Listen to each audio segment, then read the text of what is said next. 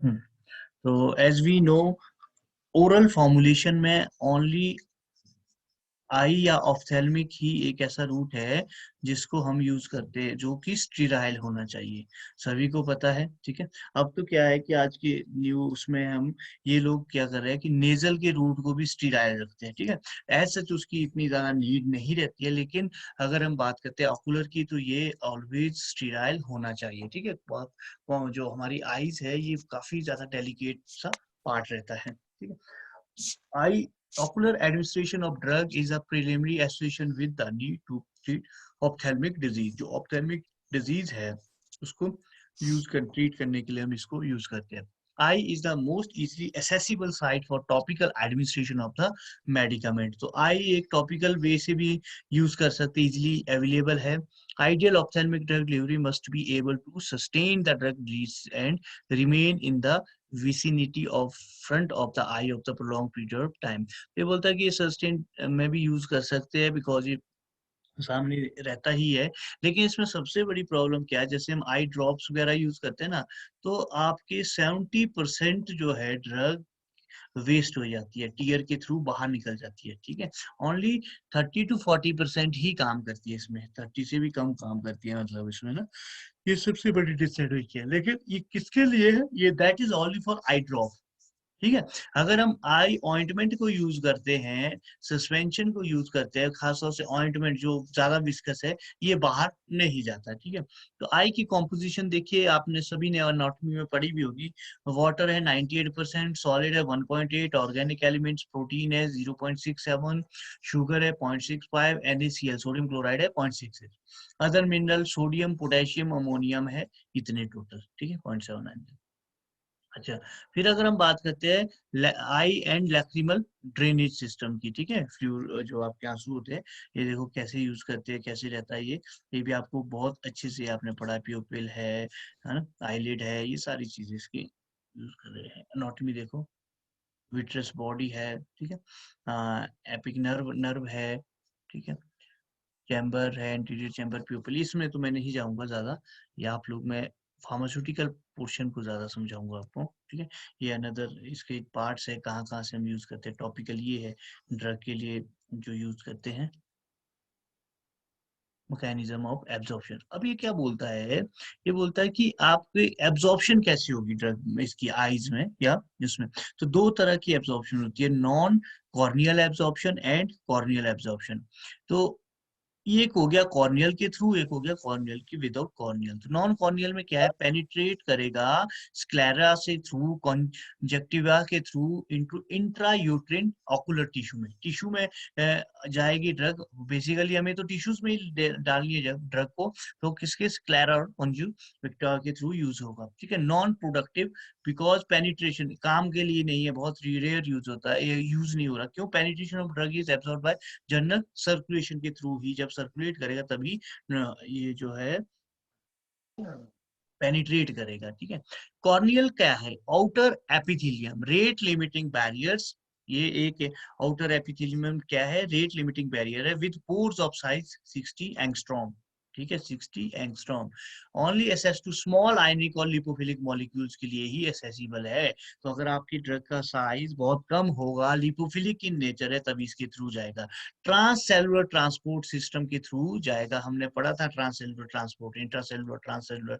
ठीक है, देख लेना एक बार जो यूज हो रहा है। ठीक है, कॉर्नियल एपिथेलियम में स्ट्रोमा के थ्रू यूज कर रहे हैं। ठीक है, पढ़ा था ना, ट्रांससेलुलर जो पास कर रहे हैं डायरेक्ट उसको, एक इंट्रासेलुलर था जो इनके बीच से दो दो सेल्स के बीच से निकलेगा। ठीक है, ट्रांससेलुलर उसके थ्रू जाएगा। ठीक, तो ये कॉर्नियल एब्जॉर्प्शन काफी अच्छी सी, जो अगर हम बात करें कि इन दोनों में कौन सा बेस्ट है, तो कॉर्नियल एब्जॉर्प्शन है, बिकॉज उसका जो है एक पोर साइज कम है, दूसरा लिमिटेड बैरियर है एपिथेलियल में, ये काम करेगा।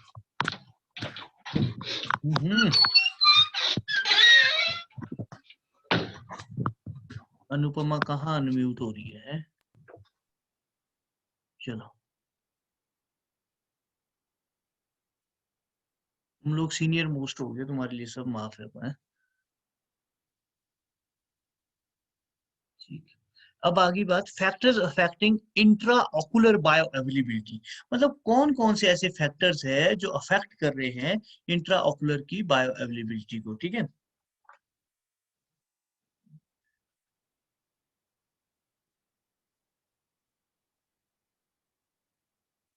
तो इसमें क्या है, सबसे पहले है इनफ्लो और outflow of lacrimal fluids, tears का जो फ्लूइड्स है उसका जो इनफ्लो क्या रहेगा, आउटफ्लो क्या रहेगा, मतलब वो किस फ्लो से काम करेगी, ठीक है, वो मोस्ट इंपॉर्टेंट है। दूसरा, एफिशिएंट नेजोलैक्रिमल ड्रेनेज, कितना आपका ड्रेनेज हो रही है नेजोलैक्रिमल की, ज्यादा हो रही है तो ड्रग भी वेस्ट हो सकती है, ठीक है।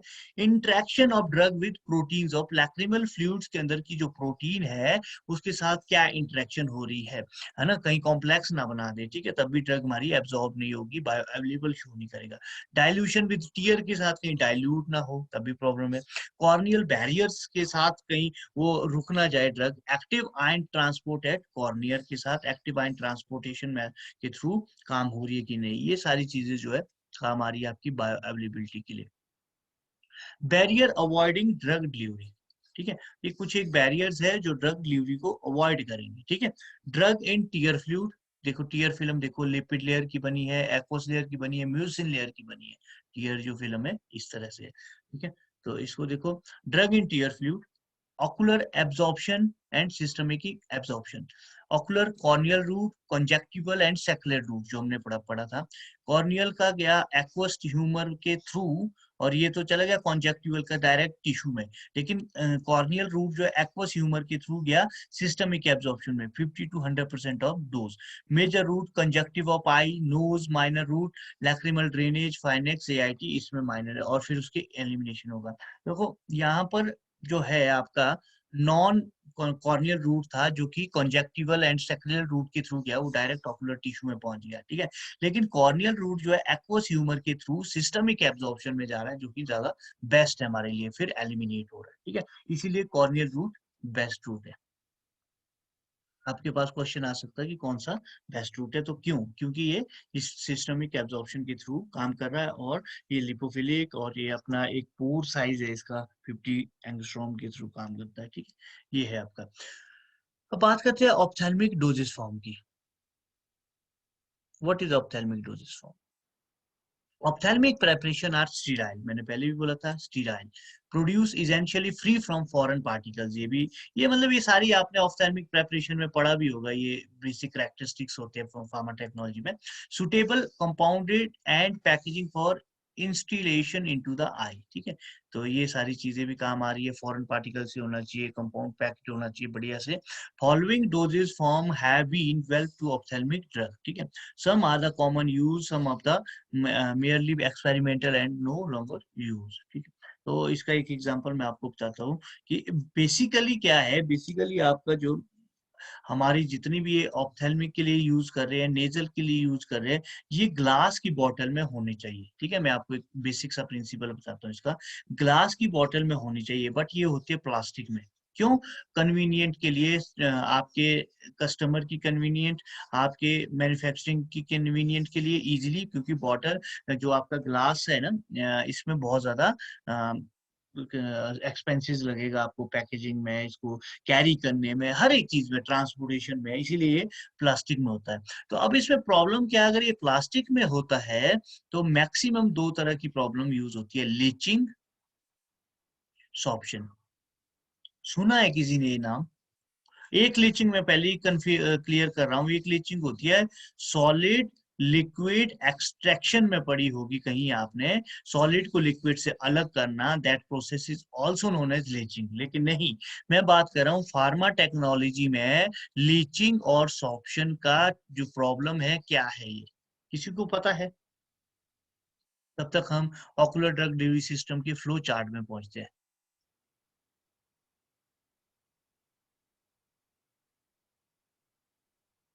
तो लीचिंग और सॉर्प्शन क्या होता है, ड्रग का परमिएट होना, ठीक है। और आपका, और एक में क्या है कि एक का ड्रग जो है वॉल्स में लग जाती है, इसमें परमिएट हो जाती है, दूसरे में जो प्लास्टिक कंटेनर की वॉल्स है परमिशन में, वो आपके साइडों में लग जाएगा, ठीक है, वो लीचिंग और एब्जॉर्प्शन होता है, ठीक है।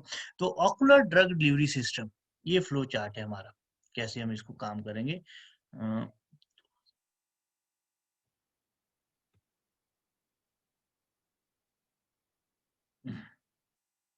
ऑकुलर वेस्कुलर रूट, वेस्कुलर कहीं भी आता है, रुको, कॉन्वेंशनल रूट सबसे इम्पोर्टेंट पहले वाला, vascular route, particular route, control release, advanced क्या क्या है इसमें, ठीक है। कॉन्वेंशनल सबसे पुराना रूट जो चला आ रहा है, solution, suspension, emulsion, ointment, insert, gels, ये हमने पढ़ी थी आपके डिस्पेंसिंग फार्मेसी में भी दिया हुआ है ये route, solution, suspension, emulsion, ointment, insert, gel. Vascular जितने भी ये जोम्स है ना, ये वेस्कुलर रूट कहलाए जाते हैं, लाइपोसोम, नियोसोम, डायोसोम, फार्माकोसोम, ये सारे के सारे वेस्कुलर रूट है। फिर आ गया कंट्रोल लीज, मतलब एक फिक्स्ड मैनर में ड्रग को रिलीज करना है आई में, एक फिक्स्ड मैनर में ड्रग को रिलीज करना है आई में, that is control release. Implant, hydrogel, dendrimers, inotroporesis, collagen shield, polymeric solution, contact lenses, cyclodextrin, microneedles, microemulsion, nanosuspension, particulate, nano particle, nano particles, ठीक है। पार्टिकुलेट मतलब बहुत पार्टिकल्स को बहुत ही कम रिड्यूस कर देना, बहुत ही ज्यादा रिड्यूस करके मतलब बहुत कम साइज बनाना है, ठीक है। Advanced, scleral plug, gene delivery, SIRNA, stem cell, ECT, यहाँ तक हम एडवांस्ड में ऑकुलर रूट में पहुंच गए हैं, जहां पर हम जीन की डिलीवरी कर सके, RNA की डिलीवरी कर सके, स्टेम सेल के थ्रू काम कर सके, ये सारी चीजें यूज कर सकते हैं, ठीक है। तो ये देखो, ये पूरा इसी वे से बनेगा आपका। पार्टिकुलेट में क्या आएगा, nano particle, micro particle, vascular में क्या आएगा, लाइपोसोम, नियोसोम, डेस्कोसोम, फार्माकोसोम, कन्वेंशनल में क्या आएगा, solution, suspension, emulsion, ointment, insert and gel. Control release में क्या आएगा, implant, hydrogel, dendrimers, iontophoresis, collagen shield, polymeric solution, contact lenses, cyclodextrin, microneedles, micro emulsion, nano suspension. selected type of ocular drug delivery system, देखो, aqueous eye drop, oily eye drop, simply eye drops है जो हम घरों में use करते हैं और काम करते हैं, ठीक है, सभी के इसमें, और मैक्सिमम इसकी जो है वेस्टेज हो जाती है। प्रॉब्लम क्या है, वेस्टेज हो जाती है, ठीक है। आई ऑइंटमेंट, आई ऑइंटमेंट का बेनिफिट क्या है, जिसको लगाना थोड़ा मुश्किल है कि इसको आईज की उसके में बिल्कुल लोअर पोर्शन में यहाँ यूज करते हैं, बट इसका बेनिफिट ये है कि वेस्टेज लेस है, लेस वेस्टेज ऐसी, ठीक है, और धीरे धीरे ड्रग ये एक्शन शो करेगा। आई लोशन यहाँ पर लगेगा, ठीक है। पेपर स्ट्रिप भी आ गया है, एक ड्रग बनी होगी पेपर की, वो भी इसमें डालेंगे, इसमें वेस्टेज कम है। ऑक्यूसर्ट, ऑक्यूसर्ट ऐसे लगाया जाता है, पढ़ा था हमने ऑक्यूसर्ट कहीं, ठीक है।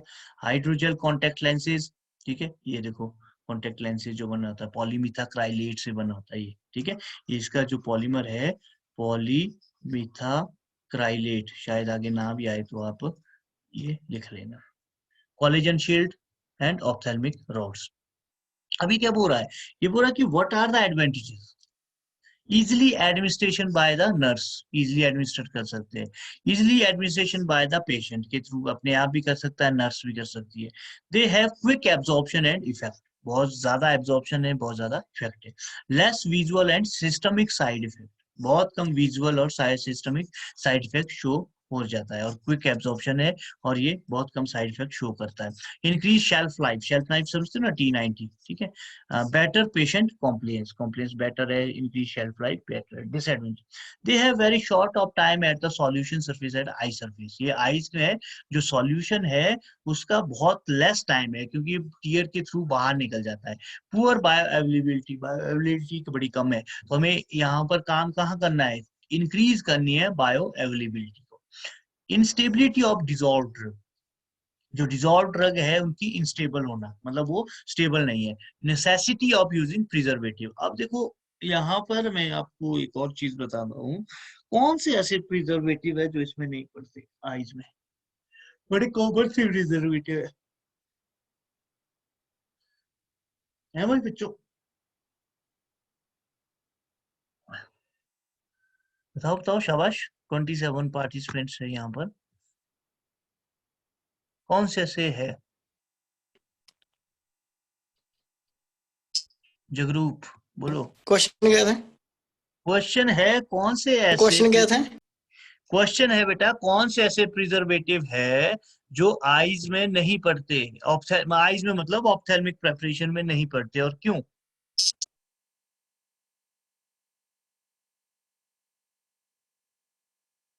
बोलो बोलो।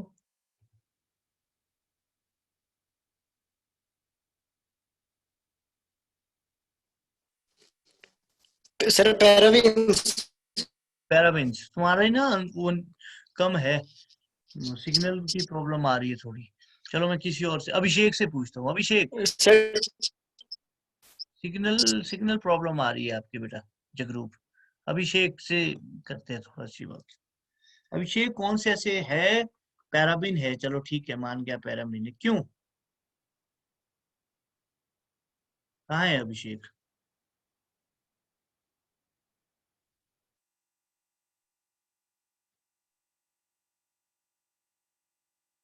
पारस,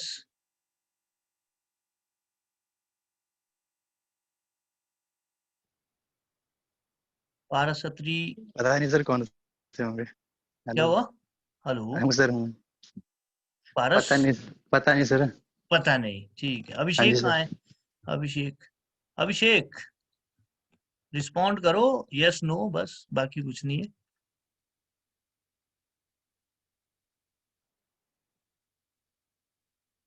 आदर्श, वो लैपटॉप से चला रहा है ना, माइक नहीं उसके पास।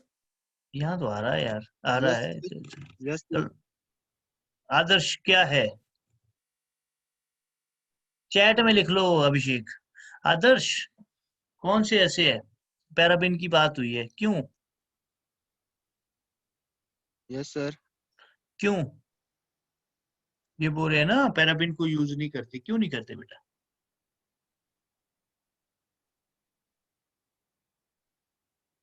शुभम श्रीवास्तव,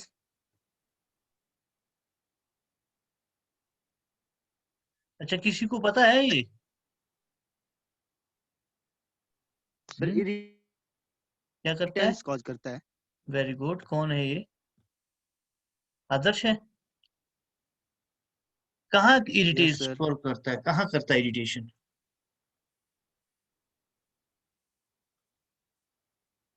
सर चलो कोई नहीं, एक एक्चुअली क्या करता है, कॉर्नियल को डैमेज करता है बेटा, ठीक है? तो कॉर्निया होता है ना हमारा, उसको डैमेज करता है, इसीलिए हम मिथाइल और प्रोपाइल पैराबिन नहीं यूज करते, ठीक है? तो ये आइडियल कैरेक्टरिस्टिक्स है इसके। स्टीराइल होना चाहिए, ठीक है? आइसोटोनिक होना चाहिए। आइसोटोनिक कैसे करेंगे? एक तो 0.1 नॉर्मल, सॉरी 0.9% NaCl के साथ तो करते हैं। अगर बोरिक एसिड की कंसेंट्रेशन पूछी जाए तो 1.9% है, ये याद रखना, ठीक है? हम कॉमनली इसको याद रखते हैं क्योंकि ये बहुत कॉमन है। लेकिन मैं बात कर रहा हूँ, अगर हम बोरिक एसिड की बात करते हैं कि बोरिक एसिड कितना होना चाहिए, अगर क्वेश्चन आता है तो हमें ये याद रखना है, ठीक है? दूसरा, बफर और पीएच एडजस्टमेंट होना चाहिए, यूज भी करते हैं हम इसको, पीएच एडजस्टमेंट बफर को यूज करते हैं। लेस ड्रेनेज टेंडेंसी होनी चाहिए। मिनिमम प्रोटीन बाइंडिंग होनी चाहिए, ठीक है? प्रोटीन से अगर जितना ज्यादा बाइंड करेगा तो ड्रग हमारी फ्री फॉर्म में नहीं रहेगी, जिसके कारण वो बायो अवेलेबल या यूज नहीं होगी, ठीक है? फॉर्मुलेशन ऑफ ऑकुलर ये है हमारा।